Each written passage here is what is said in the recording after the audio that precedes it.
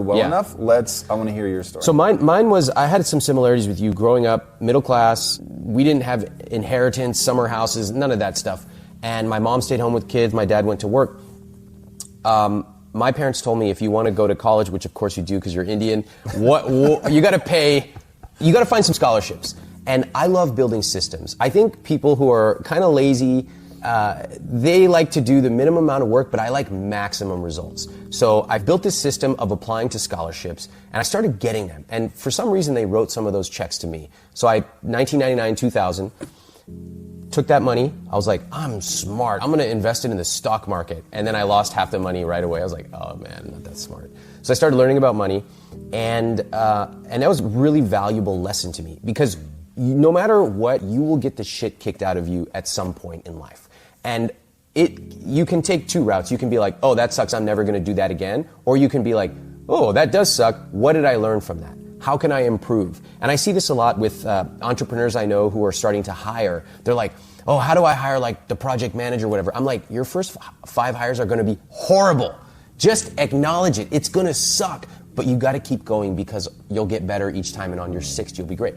And it could be the same for, how do I find, anything that you're looking for. How do I find the right recipe to start cooking? Well, your first 20 times you make eggs, you're going to suck. You don't just give up, you keep going until 21. So I started doing this with money, and I started learning about money and psychology.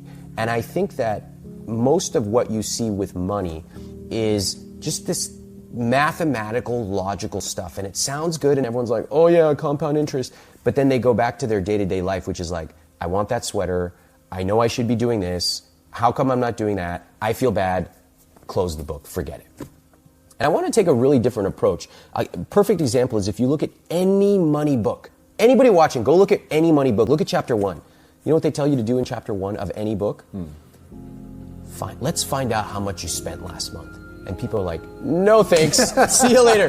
They don't know how much they spent, but they know it was bad. Right. And so if you actually understand human psychology, you know that my goal is not to make you feel bad. My goal is actually to show you how money can be positive, how you can live a rich life, whatever you want. So in chapter 1 of my book, I said, look, we all use credit cards, we all suck at using credit cards, and we all hate credit cards. Let me show you how to beat them. Read these words off the page, this battle-tested script, and you'll get your fees refunded, and you'll get all these perks you don't even know about. They're like, I don't know, this Indian guy's kind of weird, I'll try it.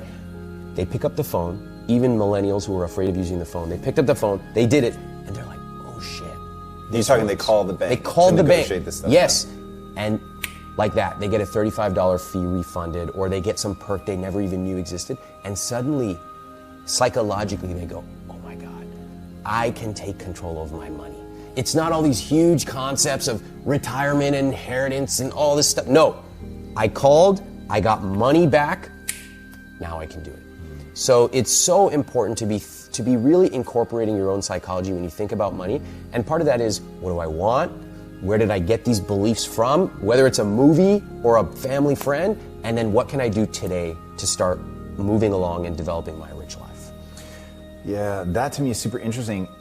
The maybe even more interesting part that you detail pretty extensively in your book are the excuses people give as to why that doesn't apply to them. And I'm trying to really think about the person watching right now who I want to help them so badly I can't see straight, but I know what I'm fighting against is their mindset. And they're saying things like, I love your content around getting your ideal job. Yeah. Like, get my ideal job. Like, I can't afford to either go in and ask for more money or to even begin applying. Yeah. Like, there's so much insecurity and just shutting down. Yeah.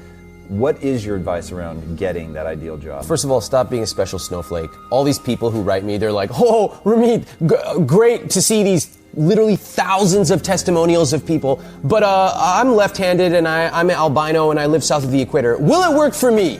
Like, no, it won't work for you if your first reason is all the 10 reasons it won't. If you believe that it won't work for you, then congratulations, you are correct.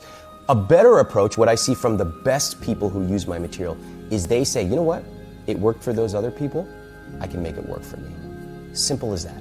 So let's talk about the job stuff, because I talk about jobs. It's a little unusual. I think that it's become very popular online to say, like, screw jobs and like be an entrepreneur. And I think entrepreneurship is great, but I also think most people have a job and you can create amazing value by working with a team, and I have employees and they do an incredible job. So, and I've had jobs. So I think that when it comes to a job, there is a totally counterintuitive way to approach it. I routinely show people how to negotiate $10,000, $25,000 raises all the time. And you're like, that's crazy, there's no way, et cetera, excuse. Here's the different approach. The first way that most people think is like, if I'm gonna negotiate for a raise, which like, oh, they might just like fire me, that's problem number one. That's the wrong way to look at it.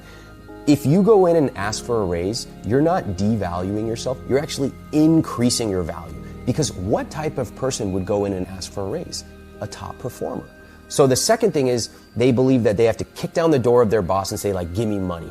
Well, if you do that, of course they're gonna kick you out. That's a very impolite way to do it. A third way is much more effective. So I'll just give you like the quick lay of the land. If you wanna get a raise, for anybody watching, this is how you do it. You send an email to your boss, you say, you know what, I would love to meet with you and I would love to discuss what it takes to be an absolute top performer in this role, to make your life easier. Could we set up some time in the next week or two?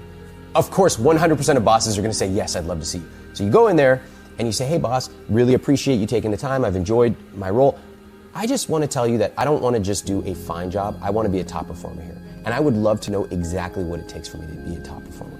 Okay, so let me just pause right here. If I'm the employee and you're the boss, how do you feel right now with me walking in and asking this? So fucking good. Like, this is the greatest advice of all time. Okay, because we're creating value, right? And I'm not coming in saying like, give me money. I'm like, please advise me. You're the boss, I wanna learn from you. So the boss is gonna say, they're gonna give you some generic answer because they weren't prepared for this. Oh, you need to show up and blah, blah, blah, blah, blah, whatever. You say, I really appreciate that. I'd love to get really specific. In fact, I did a little bit of research before I came in. Here are 3 things I think would make, look at that, look at the face! Because bosses don't hear this. Most of their employees just show up, do what's expected, and then they're like, how come I'm not getting a $10,000 raise like Ramit said? Because you don't deserve $10,000 unless you go above and beyond. So, you know, hey boss, I know that I'm currently working on this sales project and we're slated to have a 3% improvement. I really think we can do 6. Would that be part of top performing role here? Yes. What about this? Da da da. So you have a little discussion and you say, okay, am I reading this right? These 3 things would help me really outperform at this role. Yes. Okay, I'll tell you what. I'd like to get to work on this. I'm gonna commit to sending you an update every week or every 2 weeks. And at the end of 6 months, I'd like to come back and show you what I accomplished. If I do it, I'd like to discuss a salary adjustment at that time. But let's not even worry about that right now. Let's have me focus on this. What do you say? Fuck yeah. Yeah. Okay, right? 1,000%. So this is the first conversation. Now I go back to my desk, I send a written record. Every Friday I'm sending an update, here's where we are, blah, blah, blah. Now the time comes 6 months from now. And by the way, this is true for negotiating a raise, it's true for dating and relationships, it's true for entrepreneurship. All the work is done before you ever set foot in the room. Ironically, everyone fixates on going in the room, what are the fancy words? It's like, yeah, I'll show you the words, but all the work is done before. That's what every successful person knows. So I send another email now, and I say, you know what? As you know, I've been updating you every week for the last 4.5 months. I have some fantastic results. You know, we hit this, we hit that. I'd love to come in and present the whole thing to you. Can we set up some time? Yes. So now I go in. By the way, I've done my homework, and I've done it in a couple of ways that nobody else does. Number one, I've researched my compensation. So let's say I'm being paid $50K, but I researched my salary on salary.com pay scale, and I discovered, you know, my range should actually be 56 to 62. Okay, good, I'm writing that down. Second, I have a couple of my coworkers, and I go to them and I say, hey, you know, we've worked together on this project. I would really appreciate it if you would send an email to the boss and just say, you know what? Ramit's been doing an incredible job. He really helped drive this process through and get us that 6.2% conversion increase. So now I walk in, you've got those emails, you're like, this is the greatest employee on earth. I walk in, I say, you know what, I'm so proud, we accomplished this, we accomplished that, we discussed this 6 months ago, I wanted to be a top performer, here you go. You theatrically pull out your results out of your briefcase. It matters to be theatric, right? And then, how's the boss feeling right now? Amazing. Amazing. Everybody's happy, you winning, you're doing your boss's job for them, they're happy. And then you say, you know, there's one last thing. I know we discussed having a discussion about a compensation adjustment. I'd like to talk about that right now. Now you get to have the conversation. You've got all your data. You've already made the boss a ton of money. And all the words you can use are right there in the book and on my courses. That's how you negotiate your salary. So when people say like, oh, there's no way I can negotiate. Yeah, there's no way if you just walk in and say, give me money. But if you actually become a top performer, then it makes perfect sense that you would get top performer compensation. Mic drop, man. Dude, that's one of those things. I really hope people listen to that. And this is the conversation that I'm trying to have with my audience all the time, is like, you actually have to be that top performer. You actually have to walk in, know what good is, know what excellent is, and then actually go fucking deliver. Yeah. And if your attitude is, why am I not being paid more, and you're pissed about it, first of all, that attitude comes across. Nobody wants to be around that attitude. Yeah. Second, if you lay it out and get them to agree and then you execute against it, you know something about them if they balk at paying at that point. Yes. If you actually did it. Yes.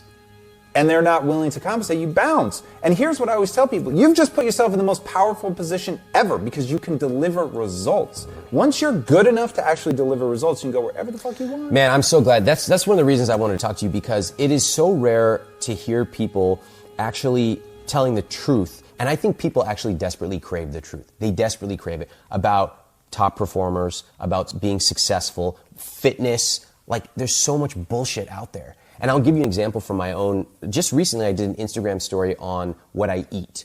And I've gotten into fitness, and I showed the exact macros and calories and this and that. And people were just like, what? And like, because no one shows exact numbers. And when I see someone who's successful, I don't just want to know some generic platitudes like, oh, try hard, blah. I'm like, show me what you eat, what time, show me where you spend your money, show me why you spend it on that. Why do you fly business class? Why? I want to know. Or why do you not have a TV? Tell me. People desperately crave the truth. And so the fact that you're telling people, no, it's not enough to just like show up and do your job. You need to be fucking good.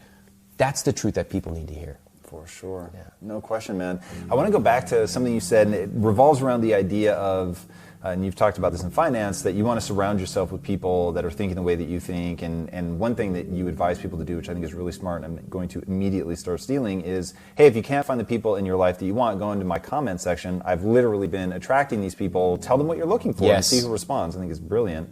You said something at the beginning of this interview about, you were talking about Reddit, and you said there are certain people that want to victimize themselves. Yeah. And that immediately rings true to me. Oh, yeah. What do you mean? In what way do people victimize themselves? And then how do you surround yourself with a group of people that don't? Well, let's just take somebody watching this video right now. Oh, Ramit, must be nice to talk about getting a $10,000 raise. I can't even make enough money to save $100. And then the next person is going, oh, save $100 a month? I can't even save 50 cents. And it's this regression, not only to the mean, but this just downward spiral of competing to see how bad you've got it. And what I've seen now is that there are larger echo chambers, whether it be Twitter, YouTube comments, not yours, but most, Reddit for sure, and this idea that you simply cannot get ahead, so let's just complain. And I have no tolerance for it. I have no tolerance. We all start at different places in life, right? I was born and bred to be a spelling bee champ. I knew I was going to be a champ ever since I was born, and I was. Great. But I did not know, my dad didn't sit around teaching me how to deadlift. Indian dads are not teaching their kids how to deadlift. I had to learn that on my own. So we all start from a different place in life. Some people they have two parents, and they're born in America. You hit the lottery already. Some people did not. Some people went to a college. Some people did not. Look, we all start from different places in different parts of our life. But what we can focus on today is what can I do to change that and to control what I can control. And if you're complaining about money and you have not, say, automated saving $20 a month, then why are we even talking, right? You can take control at the basic level. I had a woman who once wrote me, she said, you know, Ramit, I constantly tell myself I want to go for a run 3 times a week, and I never do. I said, why don't you just go once? She goes, once? What would that do? She would rather dream about running 3 times a week than actually go once. And the many disaffected young people who victimize themselves would rather dream about being a millionaire than actually save $50 a month. And I would challenge people, when you get that ball rolling of saving even 20 or 50 bucks a month, it really changes your view of controlling your own life. because after 2 or 3 or 4 months, you start to say like, oh my God, that's adding up. Oh my God, now I actually added some investments into there, even a small amount. Oh my God, that's actually growing. Wow, I can do this. That's the whole power of using psychology against yourself. Yeah, I love that, against yourself, but in a super powerful way, aimed at what you want. I know that clarity is a big thing for you. Make sure you know what you want, what you're building towards. I think that's really important. I also think rules, which you talk about, are important. Yeah. What kind of rules should people have specifically around